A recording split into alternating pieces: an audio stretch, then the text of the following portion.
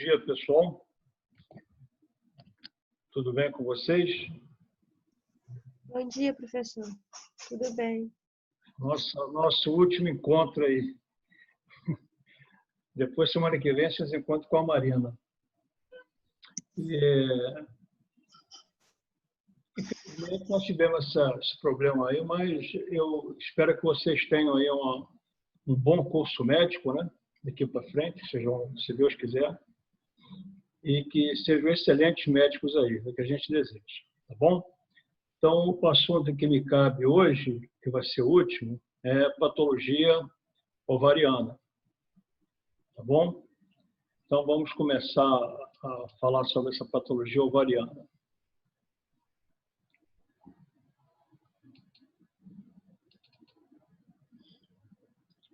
Muito bem. Então, vamos lá.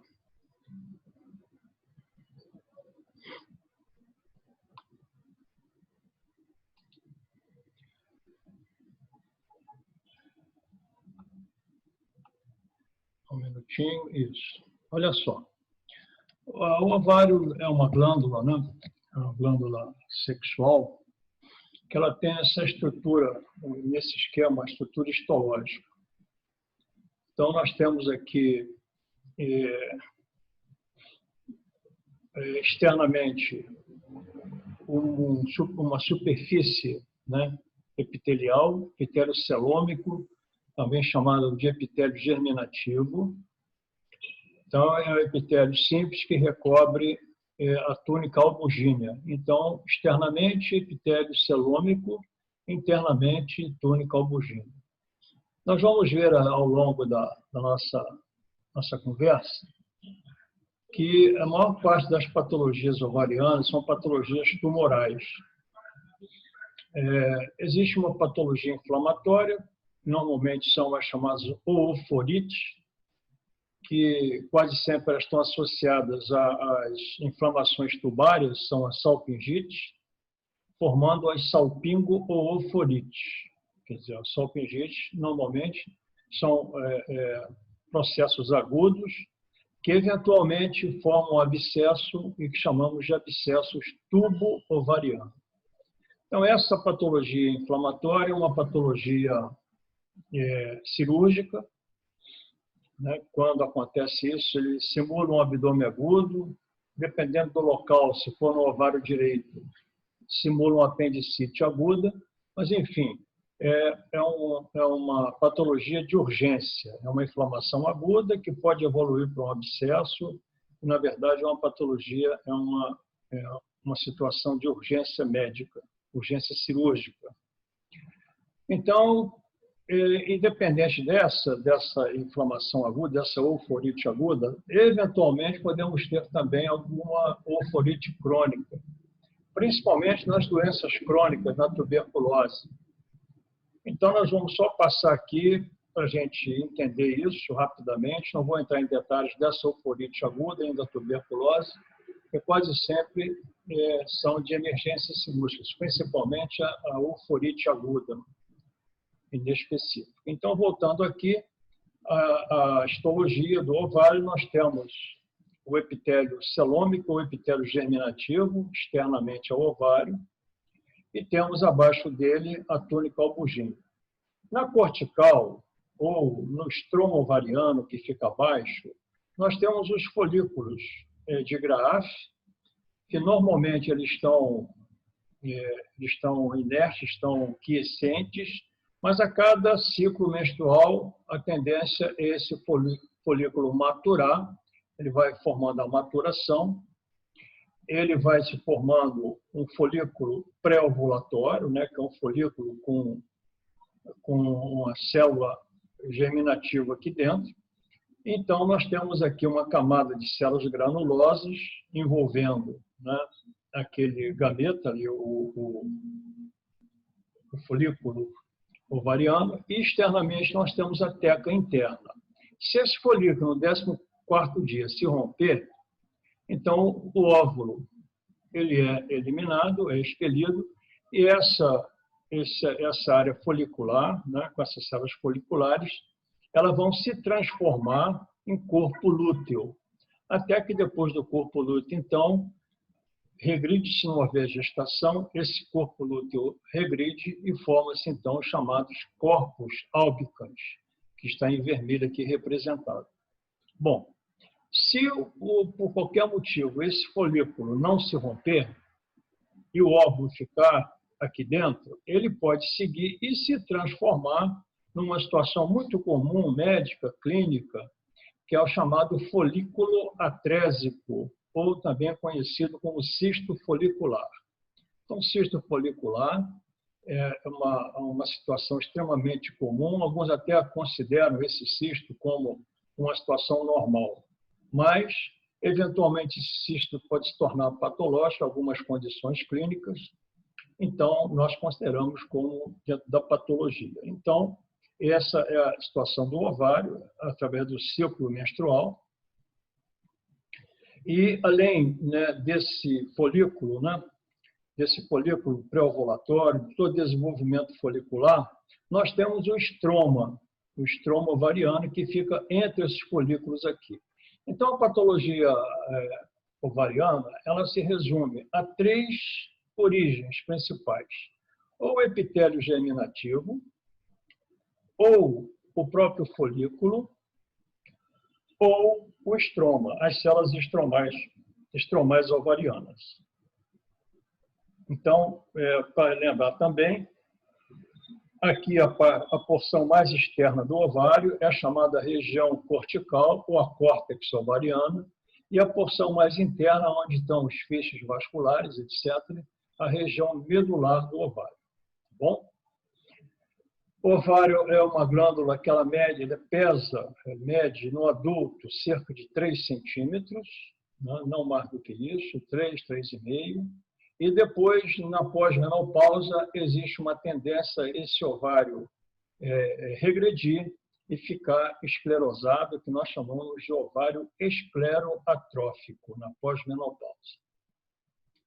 Então, nós vamos começar aqui a estudar a primeira patologia, que é exatamente os cistos funcionais e não neoplásicos, cistos não neoplásicos. Então, são 3. Cistos foliculares, que são chamados folículos atrésicos, já falei para vocês, é quando não se rompe aquele folículo e ele fica, então, retido e, então, vai se transformando num cisto folicular, também chamado folículo atrésico, com óvulo dentro. Ou, se houver luteinização desse folículo, por estímulo de progesterona principalmente, nós temos os chamados cistos luteínicos. Os cistos luteínicos também podem se dar após a ovulação, o óvulo é eliminado, e aquele corpo amarelo, aquele corpo lúteo, ele não se transforma em corpos albicans, em corpo branco. Então, formam-se os chamados cistos luteínicos, que às vezes pode alcançar grandes dimensões. Esses cistos luteínicos também podem ocorrer após a gravidez, estado pós-gravídico. Por quê? Aquele corpo lúteo gravídico, que sustenta aquela gravidez durante os 9 meses, ele não regride e se transforma, então, nos chamados cistos luteínicos, que pode alcançar grandes proporções. Geralmente, a gente observa esse cisto após o parto. Quer dizer, ele permanece o corpo lúteo, transformando, então, em cisto luteínico.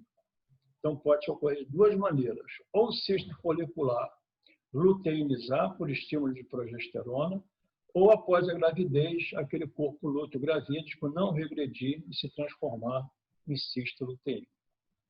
E podemos também ter os chamados ovários policísticos, que, na verdade, são cistos foliculares, múltiplos na cortical.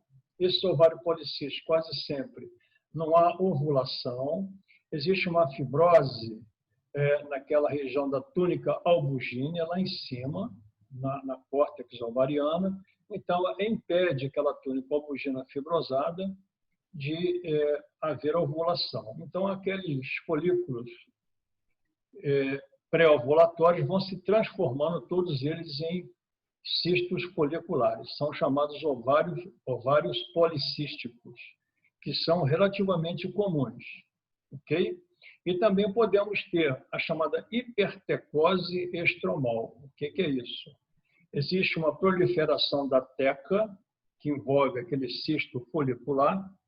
E essa teca, então, ela ocupa todo o estroma ovariano, bloqueia, comprime aqueles folículos de Graaf, aqueles folículos ovarianos. Então, existe uma atrofia e existe a hipertecose estromal. Bloqueia, então, na ovulação. Então, vamos conversar, ver algumas imagens aqui dos cistos foliculares e cistos luteínicos. Então, aqui um corte de ovário, aqui nós vemos vários cistos foliculares, aqui um ovário cortado, aberto, em que vocês veem vários folículos, vários cistos foliculares ou folículos atrésicos, principalmente na cortical. Esses aqui estão representados aparentemente na medular, mas como esse ovário foi aberto, ele se localiza na cortical. Então, ele pode envolver todo o ovário. Se esse ovário, essa região aqui da cortical, ficar fibrosada, então nós vamos ter os chamados ovários policísticos, que pode dar uma síndrome chamada síndrome de Stein-Leventhal. Daqui a pouco nós vamos ver aqui. Aqui uma histologia de um cisto folicular. Se vocês observarem, essa aqui são as células da camada granulosa, né? As células internas que ficam na luz, em contato com a luz do cisto. E aqui externamente nós temos uma outra camada que é a teca interna. Então, a teca interna são essas células aqui, e aqui são as células da camada granulosa, né? Que vão formar, então, os cistos foliculares. Aqui uma coloração por reticulina, para a gente diferenciar essa camada granulosa interna da camada de quê? Da teca interna, que fica logo após a granulosa. A camada da teca interna, ela se pora pela reticulina, a granulosa não. Então, essa é a diferença. Então, isso aqui a gente comprova, então, que é um cisto folicular, formado pela camada granulosa interna e também a teca interna. Esse ovário aqui é um ovário também seccionado, cortado, né, logo após a cirurgia, em que você vê um cisto luteínico. Se vocês observarem, essa porção está toda amarelada. Quando ela fica amarelada assim, então existe uma reação daquelas células granulosas luteinizando, adquirindo gordura, né, e ficando amarelada com essa coloração, tonalidade amarelada. Então, isso aqui é um cisto luteínico ou cisto de corpo lúteo.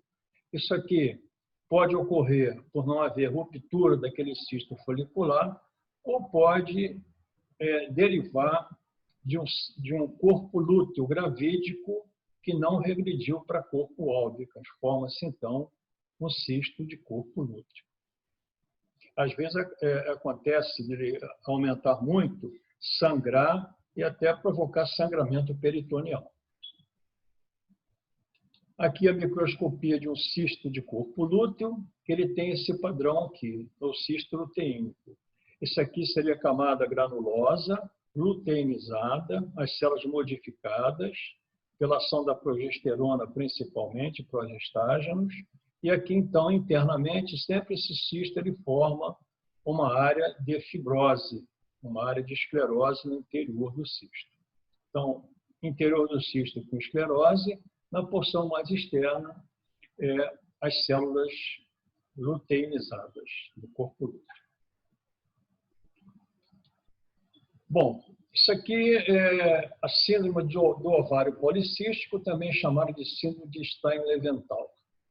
O que é isso? É quando você tem a fibrose da córtex, lá daquela túnica albugínea, na porção mais externa do ovário, espessa e não permite que haja ovulação. Então, você não tem liberação do óvulo. Então, todos aqueles folículos de Graaf vão se transformar em cistos foliculares. Então, a síndrome é essa aqui, olha.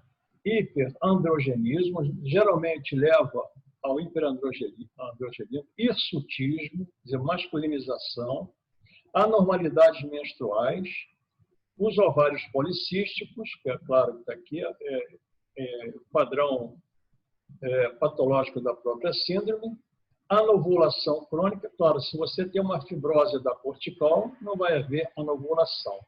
E diminuição da fertilidade. Geralmente, essa síndrome do ovário policístico, ou síndrome de Steiner-Mental, está associada à obesidade, diabetes tipo 2 e aterosclerose prematura. Então, na verdade, a síndrome é essa aqui, olha, hiperandrogenismo, anormalidades menstruais, ovários policísticos, anovulação crônica e diminuição da fertilidade. Acontece essa síndrome em mulheres, o quê? Em mulheres sexualmente ativas. Geralmente, mulheres jovens, até os 30 anos, pode acontecer essa síndrome aqui.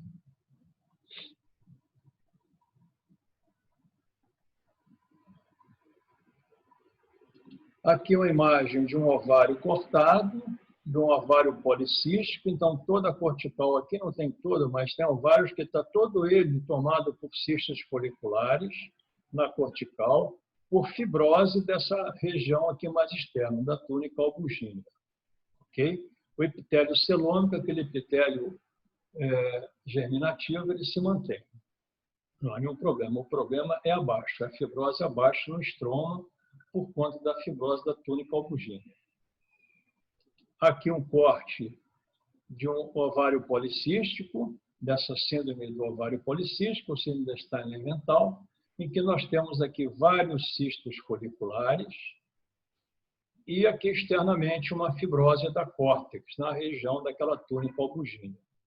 É interessante também notar o seguinte, que essas células granulosas que formam esse cisto folicular vão secretando líquido e vão atrofiando. Então, em alguns ovários policísticos, você examina e não consegue ver aquele cisto folicular clássico, típico. Você vê essa superfície interna atrófica, porque vai distendendo, então o líquido vai comprimindo e atrofiando aquelas células da granulose.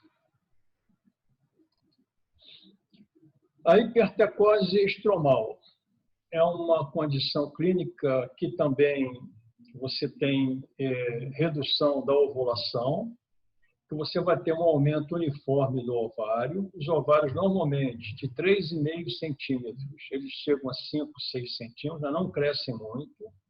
Então, geralmente, acontece em ambos os ovários. Naquela síndrome de Steiner-Mental, você pode acontecer no ovário ou nos dois ovários. Aqui, na hipertecose, geralmente é bilateral, em ambos os ovários. O estroma ovariano vai estar hipercelular e você também pode acontecer luteinização dessas células estromais, lá daquelas células do estroma ovariano. Então, isso aqui é o padrão da hipertecose estromal, hipertecose do estroma ovariano. Aqui um corte histológico dessa hipertecose. Se vocês observarem, lá na porção externa do ovário, você tem alguns cistos, pequenos cistos, que esses cistos podem ser cistos de inclusão do epitélio germinativo ou até cistos foliculares, mas geralmente são cistos provenientes do próprio epitélio germinativo.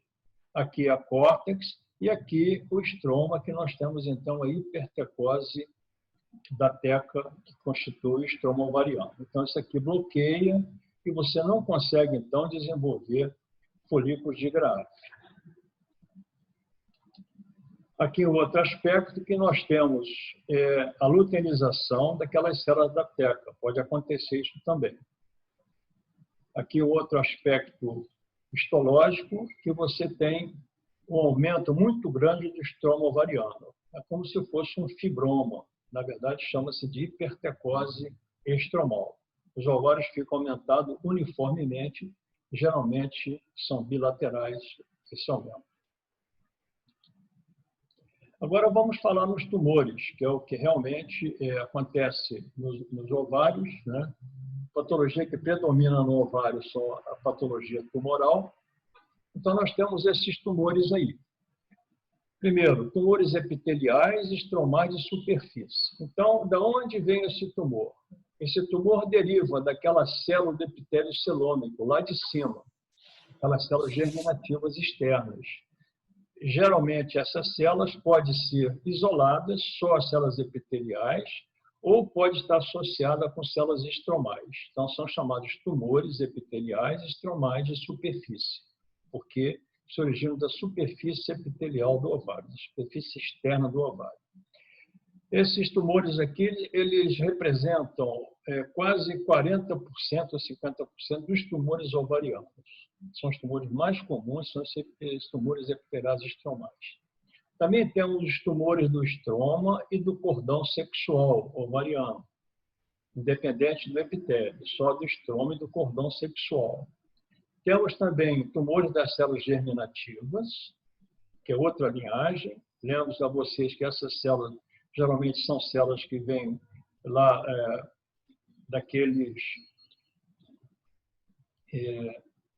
das células germinativas do ovário. E temos também os cânceres metastáticos, de acordo, nós vamos falar aqui do ovário. Então, esses são os 4 tipos de tumores ovarianos, ou 4 tipos de lesões tumorais que acontecem no ovário. Ou primárias, esses 3 primeiros, ou metastáticas, essa última aqui. Bom, então nós vamos começar a falar sobre os tumores epiteliais estromais de superfície, que são os mais comuns.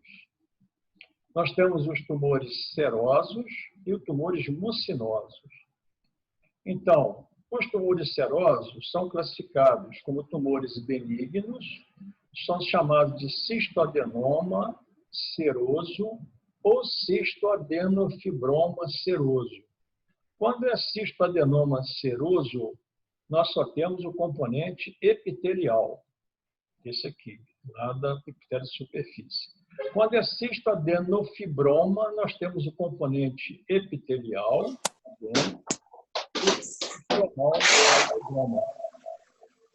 ok? Temos também os tumores serosos chamados borderline, que é o tumor seroso borderline, que é um tumor... Oi, tá falando da cama? Pessoal... Ontem eu perguntei para a Rosana se ela levantou da tinha. Oi? Aí tá na cômoda.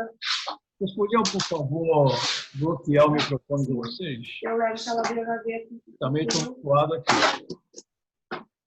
Também fui na farmácia. Aí estava em nada. Alô?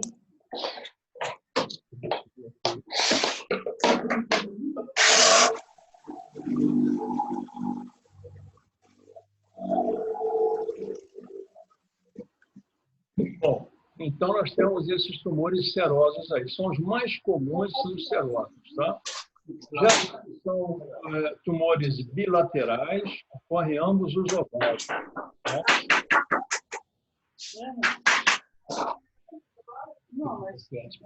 Tem alguém com o áudio aberto, se puder fechar, por favor. Podia fechar o áudio, por favor? Precisa pegar alguma coisa aqui? Um remédio. Então, que vira aqui, ó. Alô? Pessoal? Por favor. Pode fechar o áudio?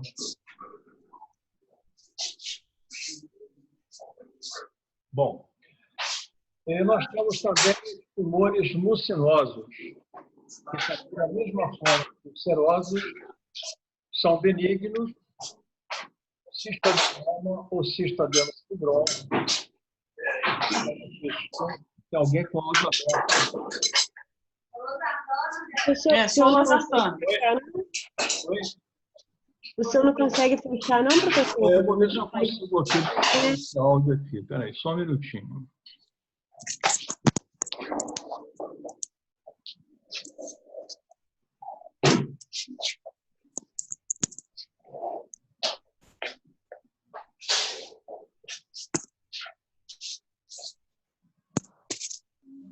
Eu acho que... Deixa eu ver aqui dos participantes. Eu vou mutar todos, então. Muito bem. Então, vamos continuar aqui. Então, nós temos os tumores serosos, como eu já disse, benignos, borderline e malignos, e temos também os tumores mucinosos, da mesma forma que os serosos são benignos, lá cistadenoma, cistadenofibromas, borderline, que são tumores de baixo grau de malignidade, de potencial maligno baixo, que é o borderline, fica intermediário entre o benigno e o maligno, e os tumores malignos, adenocarcinoma mucinoso. Se observarem aqui, os malignos, nós temos adenocarcinoma seroso de alto e de baixo grau. Esses dois aqui têm que ser bem identificados, porque baixo grau não há infiltração. Quase sempre o alto grau você tem infiltração do estroma ovariano. E às vezes o baixo grau só tem malignidade intraovariana, apesar de infiltrar, né, o estroma ovariano. Normalmente, nós chamamos esses tumores, sempre dependendo se formar cisto, nós chamamos de cisto adenocarcinoma seroso. Se não formar cisto, nós chamamos de adenocarcinoma seroso. Mas quase sempre eles são com padrão cístico, então alguns chamam de cisto adenocarcinoma seroso ou cisto adenocarcinoma mucinoso. Esses aqui, os serosos, eles têm uma característica. Esses serosos, eles se originam lá do epitélio de superfície e eles secretam uma secreção serosa, diferentemente dos mucinosos, que secretam uma secreção mucosa, produzem muco, né? Outra coisa, esses tumores serosos, eles tendem a crescer formando papilas, com crescimento papilar. Os cistadenomas mucinosos, quase sempre, eles são mais multicísticos, não formam papilas, como se formam nos serosos. Os serosos são mais comuns e são mais agressivos do que os mucinosos. Geralmente, os serosos são bilaterais e os mucinosos são unilaterais. Ocorrem mais em um ovário do que nos dois ovários. Uma das diferenças que nós temos é essa aí. Bom, atualmente, ainda tem aqui, nós temos os tumores, dentro daqueles tumores estromais de superfície, epiteliais estromais de superfície, nós temos os tumores endometrioides, que eles têm um aspecto ou padrão, né, do endométrio, das glândulas endometriais, podendo se associar, eventualmente, também à endometriose extrauterina, ou a própria adenomiose, que é endometriose direta ou intrauterina. Temos os tumores de células claras, que esses tumores aqui são malignos, como também os endometrioides são malignos, endometrioides malignos, células claras malignas, e também temos esses tumores de células transicionais, que é o chamado tumor de Brenner. Esse tumor de Brenner quase sempre é um tumor benigno, ocorre nas mulheres de meia idade, ou até mesmo nas idosas. Ele é representado por pequenos ninhos de epitélio transicional. Lembra o epitélio urotelial, do urotélio. Então, é o chamado tumor de Brenner. Pode acontecer de um tumor de Brenner também malignizado, mas não é frequente. Ele é mais frequente se é um tumor benigno. Então, vamos lá. Endometrioides malignos, tumores de células claras malignos e transicional, tumor de Brenner, um tumor mais benigno, vamos colocar assim. Eventualmente, ele se maligniza. Bom, agora eu vou mostrar para vocês um esquema aqui,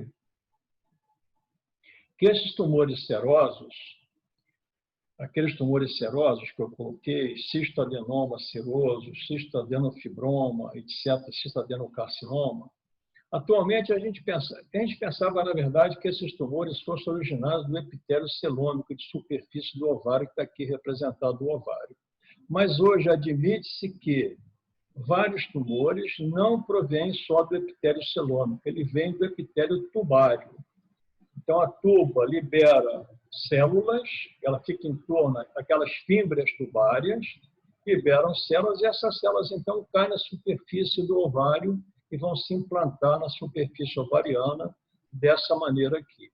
Então, aqui estaria uma fímbria tubária, são liberadas células, elas ficam um pouco coesivas, caem sobre a cortical ovariana, lá naquele epitélio germinativo, epitélio celômico.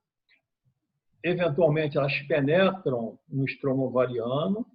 O epitélio, ela vai formando aqui como se fosse um pequeno cisto, aqui é a célula celômica, e aqui a célula tubária.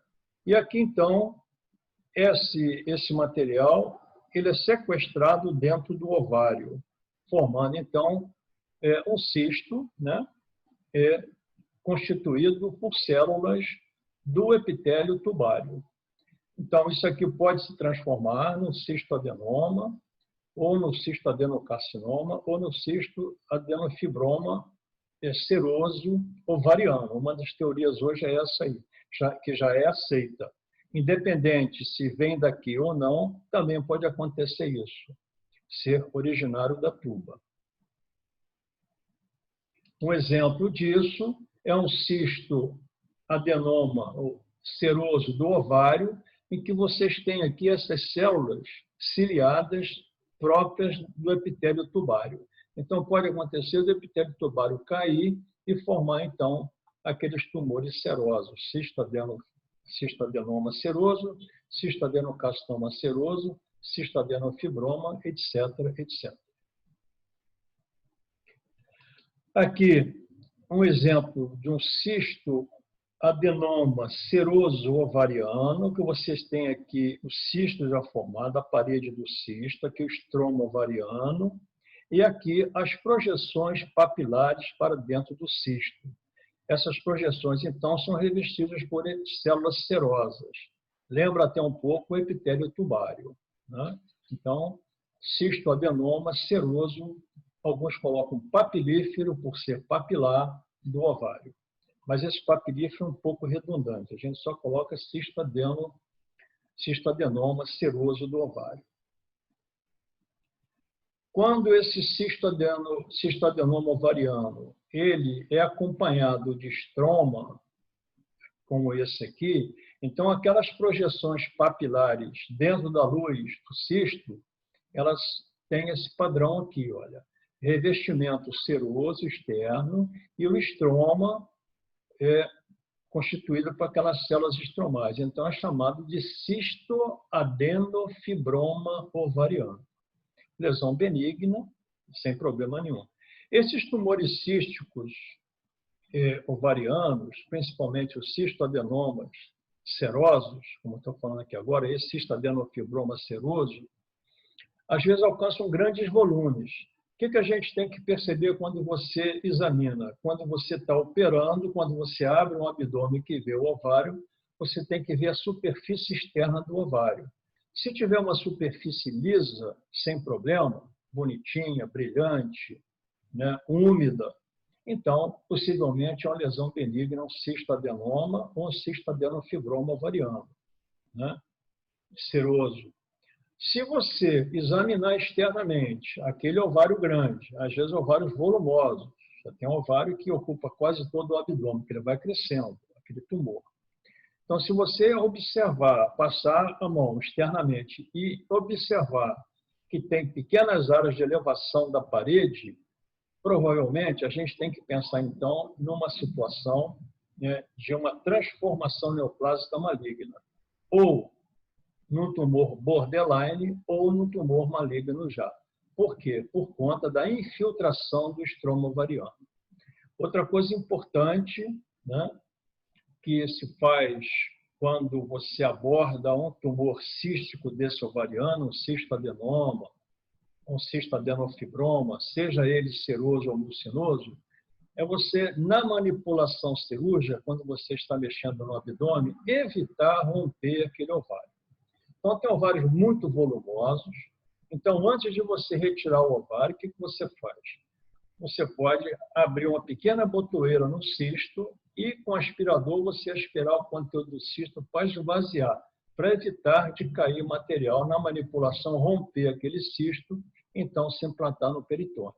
Que às vezes essas células podem se implantar no peritônio, principalmente as células mucosas, mucinosas, e transformar aquilo numa situação clínica diferente.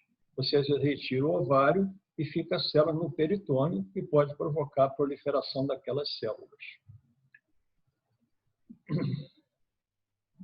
Aqui, uma macroscopia da porção interna de um tumor ovariano seroso.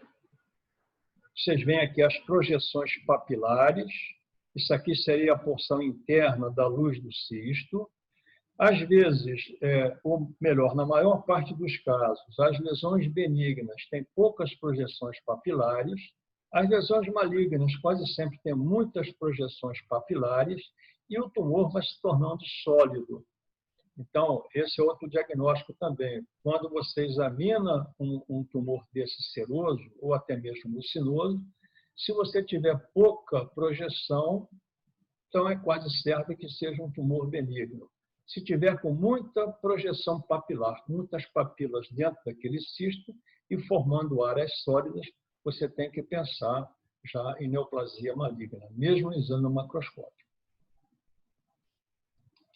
Aqui um corte em que vocês veem aqui projeções papilares. Isso aqui, se você observar, isso aqui é a luz do cisto, né? Isso aqui seriam as projeções dentro do cisto. Aqui elas infiltraram e provocaram também o quê? Projeções papilares na porção externa do cisto ovariano. Então, essa aqui já é um tumor maligno. Por quê? Invadiu o aparelho e já tem projeções externas. Microscopicamente, então, o tumor ovariano seroso, né? O cistoadenoma, nós já vimos anteriormente, também o cistoadenofibroma. Quando ele tem uma situação borderline, o que é que acontece com ele? Ele começa a formar micropapilas. É o chamado tumor seroso micropapilar. Você não tem aquelas papilas muito grandes, formam-se micropapilas. Então, isso aqui é um tumor borderline, quer dizer, um tumor de baixo potencial maligno, o cistoadenoma seroso de baixo potencial maligno. Então, quando acontece isso, o que o patologista ou mesmo o clínico tem que observar? A situação externa do ovário. Sempre a situação externa, examinando sempre o quê? Aquele epitélio seroso externo do ovário. Tá bom? E aí você consegue definir isso. Aqui, um tumor borderline, micropapilar, aqui tem uma papila maior, mas dessa papila brotam papilas menores. São chamado padrão micropapilar, o cistoadenoma seroso, o tumor seroso é chamado borderline, ok? Então, tumor seroso borderline ou de baixo grau de malignidade, ou baixo potencial maligno. Aqui, uma microscopia em maior aumento daquele tumor de baixo grau de malignidade, você vê, então, uma papila. Como é que a gente define uma papila? A papila, qualquer que seja a papila, que ela ocorre em epitélios, né? Em superfícies epiteliais, seja no ovário, seja na tireoide, seja onde for. Então, ela tem que ter, para você definir papila, você tem que definir uma projeção com eixo conjuntivo vascular. Então, se tiver eixo conjuntivo vascular, é definida a papila. Se não tiver o eixo conjuntivo vascular, tiver só as células, então você não define papila, chama então de pseudopapila. Então, você tem aqui uma papila e aqui projeções micropapilares. Então, esse é um tumor borderline. Toda vez que tem projeção micropapilar, tumor borderline. Aqui nesse tumor, vocês já notam que é um tumor francamente maligno. Olha só, já não se formam aquelas papilas, as células já estão com várias camadas aqui, né, de superposição, os núcleos muito aumentados, irregulares, áreas de necrose. Então, tudo isso aqui já dá o diagnóstico de carcinoma seroso de alto grau. Ok? No caso aí, um cistoadenocarcinoma seroso de alto grau. Aqui o outro aspecto desse tumor maligno de alto grau. Vocês veem que as células que revestem aquelas papilas, elas são o quê? Tem várias camadas, né? Então, núcleos aumentados, irregulares, muitas mitoses, enfim, um tumor papilífero seroso de alto grau. Aqui um detalhe daquele tumor, em que vocês têm irregularidade nuclear, nucleolos bem evidentes e várias camadas de células formando, então, uma lesão de alto grau. Várias mitoses, aqui uma mitose, aqui outra mitose, etc. Esses tumores serosos, eles costumam dar metástases, os carcinomas serosos, o cistadenocastinoma seroso de alto grau, ele costuma dar metástase mais para linfonodos regionais. Ele não dá muita metástase à distância. Então, eles podem se implantar no peritônio, né, com implantação peritoneal, dando a chamada carcinomatose peritoneal, ou então pode dar metástase para os linfonodos regionais. Aqui é um linfonodo, né, com vários ninhos de células papilares ovarianas aqui nos seios subcapsulares e medulares. Então, portanto, metástase para linfonodos regionais.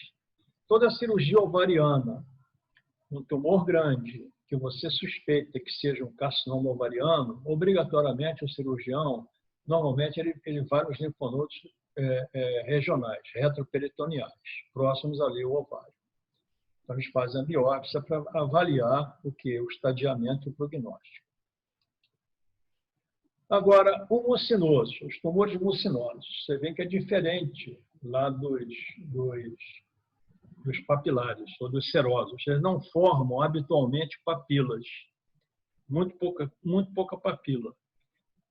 Eles formam mais cistos, que pode ser um cisto de padrão intestinal ou cisto de padrão endocervical. Aí volta a mesma coisa. Às vezes o epitélio cai as células de epitélio e forma, então, o cistoadenoma ou cistadenocastinoma mucinoso. Então, isso aqui é um cistoadenoma porque epitélio em monocamada, bem organizado, muco na córtex e o núcleo lá na base, né? Então, você não tem pseudoestratificação celular. Então, embora tenha várias glândulas aqui, vários ninhos de células mucinosas, mas você vê que caracteristicamente são células benignas. E diferentemente do cistoadenoma, o cistoadenocarcinoma seroso, o mucinoso, ele forma mais cisto, ou ele forma um cisto único, ou formam vários cistos com septos dentro daquele cisto. Às vezes ele tem esse aspecto, olha, ele forma um cistoadenoma mucinoso, ele tem esse aspecto micropapilar, às vezes, pode formar, lembrando até um epitélio tubário ou endocervical. Aqui já um tumor borderline, embora aqui já está formando papila, mas se vocês observarem, as células mantêm os núcleos basais, mantém ainda a produção de muco, porém tem muita mitose. Em alguns pontos você tem pseudoestratificação das células. Então isso aí já é um tumor borderline. Aqui não, aqui já é um tumor francamente maligno. Você tem várias células, distorção, alteração da arquitetura daquelas células, então glândulas malignas, né? Aqui hipercromasia, mitose, etc. Glândulas muito juntas, que são chamados padrão back-to-back, junto uma outra. Então, você tem toda essa infiltração aqui. Então, isso aqui já é um cistoadenocarcinoma mucinoso ovariano. Então, diferença, presença ou não de mucina. Se você tiver dúvida, você vai pesquisar mucina através de colorações especiais, pelo método PAS. Aqui é um tumor endometrióide. Então, ele é endometrióide, é um tumor maligno, porque as glândulas que também é um tumor de epitélio de superfície, lá daquele epitélio germinativo, do epitélio celômico, elas têm um padrão de endométrio. Então, essas células lembram células endometriais, por isso é que chama tumor endometrioide. Aqui, esse tumor vai infiltrando o estroma ovariano e vai crescendo. Normalmente, os endometrioides eles são tumores sólidos, não formam cistos. Esse tumor ele pode estar associado, né, com endometriose externa ou até mesmo interna, né, endometriose ou adenomiose uterina. Né? Então, são tumores malignos que têm o padrão, né, do endométrio. Aqui, por exemplo, é um tumor mais agressivo, né? Esse padrão aqui, o padrão endometrioide, lembra um carcinoma de endométrio, padrão de carcinoma de endométrio.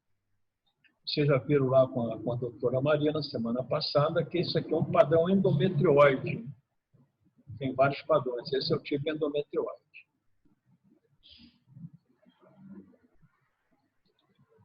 Aqui um outro aspecto do carcinoma endometrioide ovariano, lembra realmente um câncer de endométrio. Felizmente, esses cânceres aqui são raros, não são muito frequentes. Os mais comuns são cistoadenomas ou cistoadenocarcinomas ovarianos. Outro tumor também que se origina do epitélio de superfície são chamados tumores de células claras, que eventualmente também tem um padrão endometrioide. O endométrio também tem um carcinoma de células claras do endométrio. Então, esse tumor ele se caracteriza também, é um tumor maligno, e se caracteriza pela presença de células claras. Aqui, com esse padrão de células claras, que lembra também o carcinoma do endométrio, mas do tipo células claras. Aqui o outro aspecto dessas células claras, vocês veem as células individualizadas, até produzindo muco, tem esse aspecto de células claras, então daí o nome de tumor ou carcinoma de células claras. Tumor maligno, se vocês observarem aqui, irregularidade nuclear. Esses tumores que eu estou falando aqui, quase todos eles são unilaterais, ocorre quase sempre em um ovário, não ocorre em ambos os ovários, tá bom? O que ocorre mais nos dois ovários são os tumores mucinosos.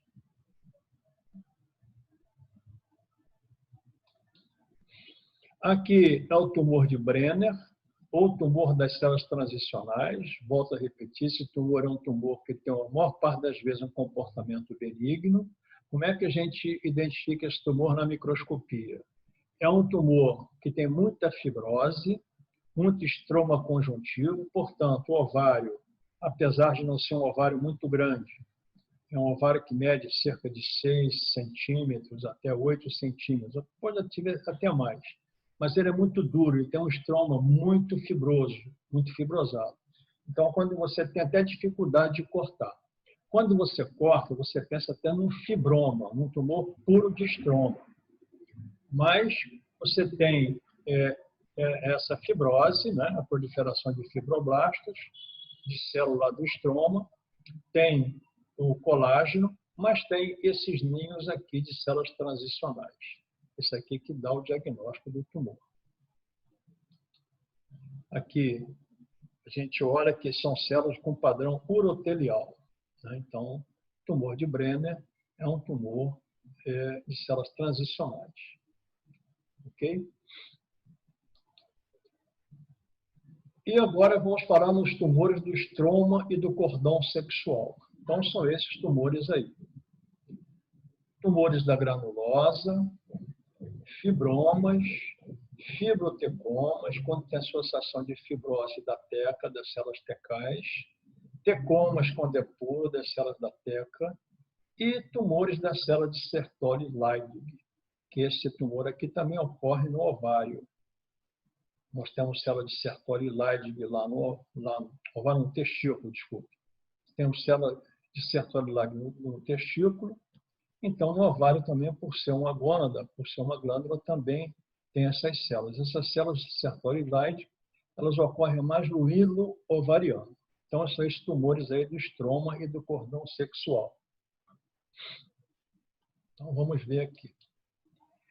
O tumor da célula granulosa, é um tumor que ele pode ter duas situações. Ou ele vai ocorrer na mulher adulta ou na criança, né? Na mulher adulta, ele é um tumor que ele tem aquele padrão das células da granulosa, né?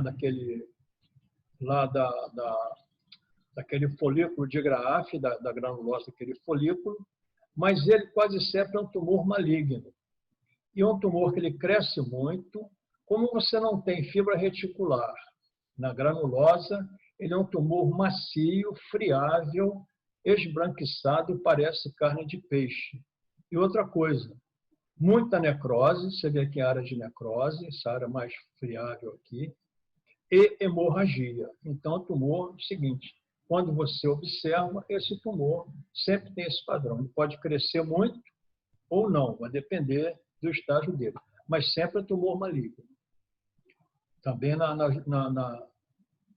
o tumor juvenil, o tumor da criança também. Tem do adulto e da criança é a mesma coisa. Tá bom? Bom, microscopicamente, então, você vê essas células aqui, que lembram aquelas células da camada granulosa lá do folículo de Graafi. Lembra? Então, você tem a camada granulosa aqui, e aqui dentro nós teríamos o quê? O óvulo, o ovócito. Então, esse aspecto aqui é chamado de corpúsculo de Karl-Exner. Vou soletrar para vocês. Corpúsculo de Karl-Exner é C-A-L-L-E-X-N-E-R. Isso aí é o que caracteriza esse tumor da célula granulosa, tumor maligno, portanto. Fibroma é um tumor duro também, muito endurecido, e que na superfície de corte você só vê como se fosse um fibroma mesmo, né? Duro, endurecido, esbranquiçado, branco amarelado. Na microscopia, você só tem o estroma proliferado com aquela fibrose estromal. O tecoma, quando você tem fibrotecoma, você tem associação do fibroma com a teca. Quer dizer, os fibroblastos, que são lá do estroma ovariano, com a teca também, que é do estroma. O tecoma puro, ele tem esse aspecto amarelado. Aspecto amarelado, um pouco macio, brilhante, construído mais pela teca, células da teca. São células, portanto, luteinizadas. Então, esse é um tumor da teca luteinizado. Tumor amarelado, mais macio do que o tecoma. Tumor da célula de Sertoli Leydig também é um tumor friável, exemplo lá do testículo. É um tumor também maligno, em que nós temos o tecoma e o fibroma não são malignos. Esse aqui é, Sertoli Leydig é maligno. Tumor também com coloração levemente amarelada.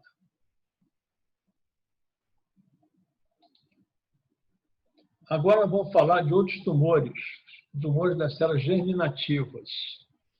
Nós temos o teratoma, que pode ser dividido em teratoma maduro, imaturo e monodérmico. O teratoma é o seguinte, é um tumor germinativo em que você tem várias linhagens de células, ok? Que não fazem parte daquele tecido. Então, nós vamos ver isso daqui a pouco. Temos o digerminoma, o nome está dizendo digerminoma, um tumor das células germinativas, que ele é a contraparte no ovário do seminoma do testículo. O testículo tem um seminoma, que é o tumor das células germinativas do homem, no testículo, e temos o digerminoma, que é na mulher. Ok? E temos o tumor de saco vitelino. O tumor de saco vitelino também é chamado tumor de seio endodérmico. Esse aqui. Esse também é um tumor maligno que ocorre em mulheres jovens, cerca de 20 e poucos anos, tumor de saco vitelino. E é um tumor que ele cresce muito rápido e a mulher dói muito, tem uma dor violenta na mulher desse tumor de saco vitelino aqui. O teratoma maduro, geralmente ele é cístico, tem cisto. Então, como é que você vê o teratoma? Quando você fala teratoma maduro, teratoma cístico maduro, seja do testículo, seja do ovário, é um tumor de célula germinativa que é constituído por células com diferenciação final. Então, os teratomas maduros são lesões benignas. Quando você fala, olha, teratoma maduro do ovário, então já sei que é um tumor benigno do ovário, de linhagem germinativa. Se eu falar que é um tumor imaturo, é tumor maligno. Então, a diferença é essa. Então, teratoma é constituído, é um tumor ovariano constituído por vários tipos de tecidos. Aqui, por exemplo, ele é cístico e contém quase sempre pelos, cartilagem, às vezes osso, às vezes tecido nervoso, enfim, várias linhagens de tecidos. É chamado então de teratoma. Aqui é a microscopia do teratoma, em que vocês veem aqui mucosa, né? Células produzindo muco, como se fosse até um cistoadenoma, e aqui embaixo, componentes da epiderme. Você tem aqui glândula sebácea, você tem aqui folículo piloso, se procurar mais, você vai ter outros componentes da pele. Então, alguns chamam de teratoma dermoide maduro, cístico, porque tem muito componente da epiderme da pele. E o teratoma imaturo é quando você tem muitos tecidos jovens, imaturos, né, com muita proliferação, não tem diferenciação final. E quase sempre, nos teratomas imaturos, nós temos tecido nervoso, né, jovem, inicial. Aqui você vê uma cartilagem, aqui você vê tecido nervoso, aqui também, aqui você vê glândula, e aqui novamente cartilagem, etc. Então você tem várias linhagens de tecido, né, jovens, imaturos com mitose. Então, imaturo maligno. Ele já dá metástase, aquele anterior não. Tem um tipo de teratoma maduro, que é o chamado struma ovarii. Struma ovarii. É o chamado teratoma monodérmico, porque ele só tem uma linhagem epitelial. Então, o struma ovarii é um tumor, um teratoma, que só tem componente da tireoide. Então, aqui são glândulas tireoidianas lá no ovário. Então, isso aqui é o monodérmico, struma ovarii, com componente de tecido tireoidiano. Pode até a paciente desenvolver hipertireoidismo e pode também acontecer desses folículos tireoidianos aqui, do struma ovarii, se transformarem e transformar para carcinoma da tireoide. Então, não é infrequente. Aqui, por exemplo, é um caso que vocês têm aqui o struma ovário embaixo, aqui os componentes normais, né, da tireoide, aparentemente os folículos normais, com colóide, etc. E aqui em cima o carcinoma tireoidiano associado. Então, houve uma transformação desse struma ovário em carcinoma tireoidiano. Então, teratoma monodérmico. Outro tipo de teratoma monodérmico pode acontecer o aparecimento do tumor carcinoide. Vocês se lembram lá do intestino, vocês devem ter dado lá na semana passada, ou eu já falei até também no estômago, em que nós temos aquelas células argenta-afins proliferando, originando também daquelas células germinativas. Tá? Teratoma monodérmico com padrão carcinoide ou argentafinoma, que pode ser benigno, maligno, funcionante ou não funcionante.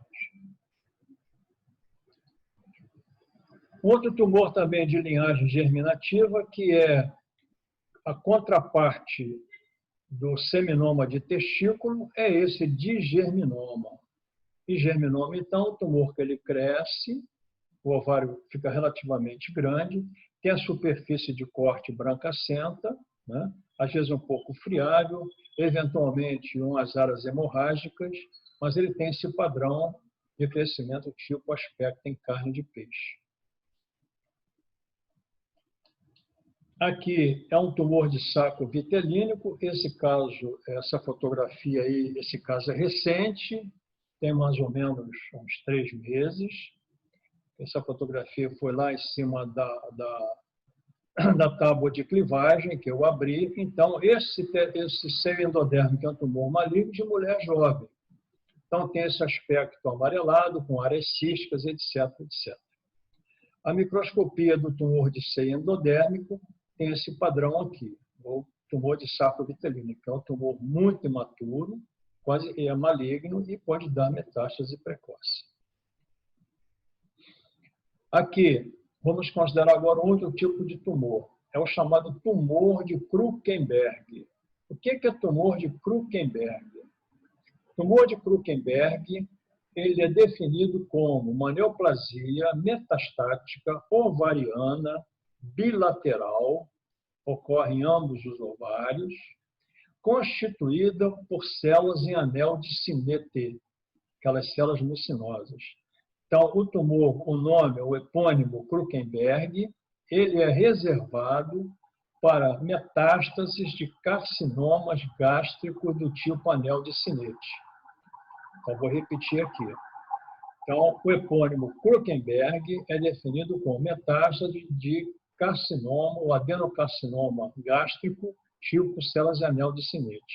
Se for um adenocarcinoma com padrão intestinal, pode ser do intestino, não é considerado como tumor de Krukenberg. Krukenberg, então, é gástrico para o ovário. Pode haver também intestino para o ovário. Outra coisa, é importante, é sempre bilateral. Ok? Metástase para os 2 ovários. Aqui é o aspecto microscópico dessas células em anel de Sinet. Lembre-se disso, células mucinosas. Essas células são discoesivas, não se coalescem, elas se soltam e ficam infiltradas. Então, aí um aspecto do anel de Sinet, que produz muita mucina. Então, o aspecto macroscópico desse ovário do Krukenberg é um aspecto mucinoso, né? É um aspecto mucoide. Muito bem, pessoal. Então, com isso, a gente encerra essa aula de ovário. Eu queria saber se vocês têm alguma dúvida do que nós falamos aqui.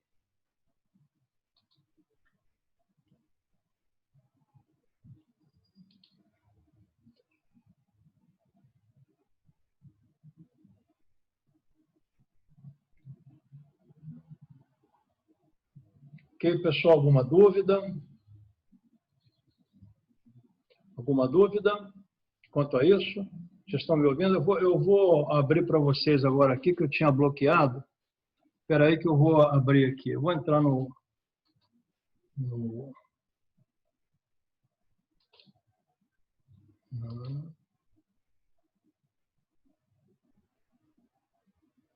Só um minutinho.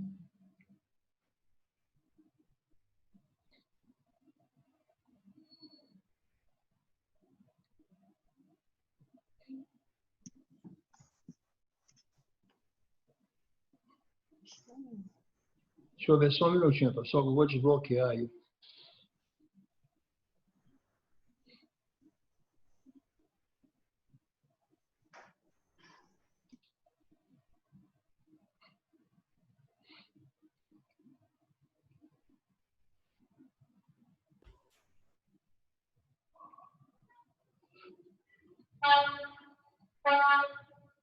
Poucas cores, é um ambiente mais sóbrio, mas o processo de estudo... Ok, pessoal? Alguma dúvida quanto a isso aí? Quanto a essa Professor, Oi, pode falar. professor, Oi. naquela parte de tumor das células da granulosa, eu não entendi se tem diferença entre os achados na mulher adulta e na jovem. Na verdade, os achados aí são mais microscópicos, né?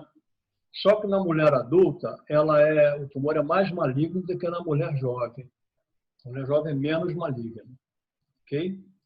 Na mulher adulta, ele tem uma capacidade maior de dar metástase disseminada do que na mulher jovem. Tá? Então, dois padrões, mas padrões microscópicos, enfim, dessa situação, da patologia. Ok, obrigada. Mais alguma dúvida, pessoal? Está tudo ok aí com vocês? Então, vocês poderiam, já estão colocando aí o nome e número para a gente marcar a presença? Anilcio, tudo bem?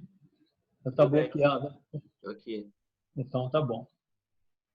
Então, pessoal, eu vou deixar agora alguns minutos aí para vocês colocarem a frequência, uns 10, 15 minutos.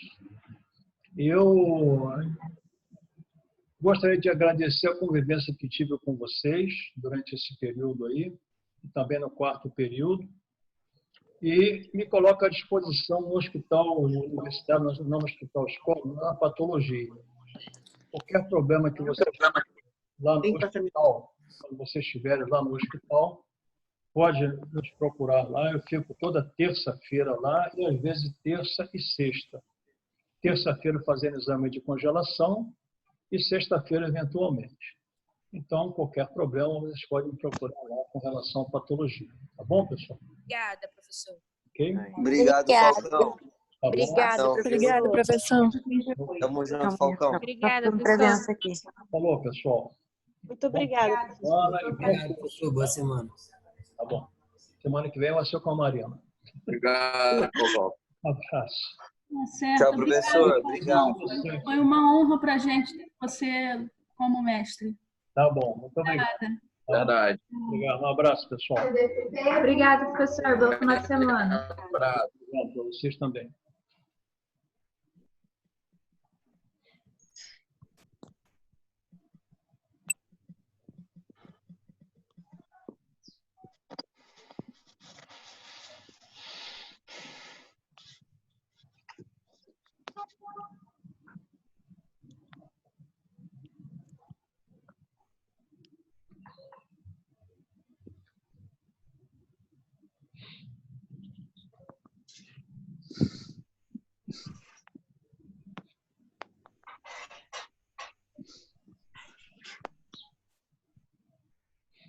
Eu vou deixar gravando porque eu só consigo dar frequência para vocês aqui no chat, na gravação, tá?